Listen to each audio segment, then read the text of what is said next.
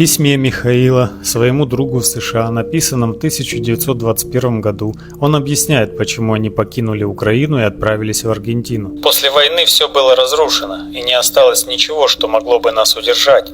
Большевики отобрали у нас землю, а урожай почти не дали. Работать было негде, и каждый день превращался в борьбу за выживание. В сердце поселилась постоянная тревога и страх за будущее. Семья приняла решение уехать, понимая, что, оставаясь в Украине, они не смогут прокормить свою семью. Мы с Марией решили, что не можем больше терпеть это унижение и нищету. Каждый год был все хуже. Люди голодали, работа исчезала, и не было никаких перспектив.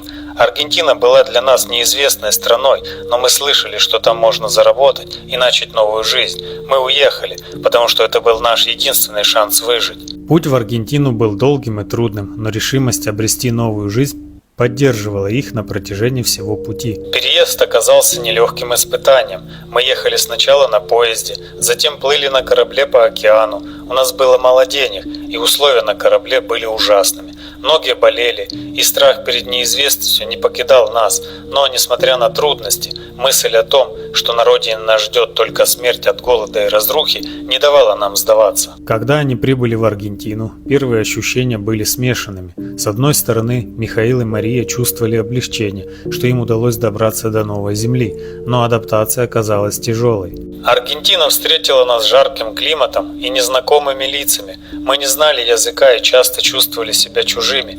Первые месяцы были самыми трудными. Работать приходилось тяжело, но платили мало. Мы скучали по родным местам, по зеленым полям в Волыни, по нашим друзьям. Местные жители смотрели на нас с недоверием, но со временем некоторые начали относиться к нам лучше, когда увидели, как усердно мы работаем. Адаптация шла медленно, но несмотря на все трудности, семья Грищенко не потеряла надежды. Мы нашли работу на фермах, выращивали кукурузу и помогали на полях.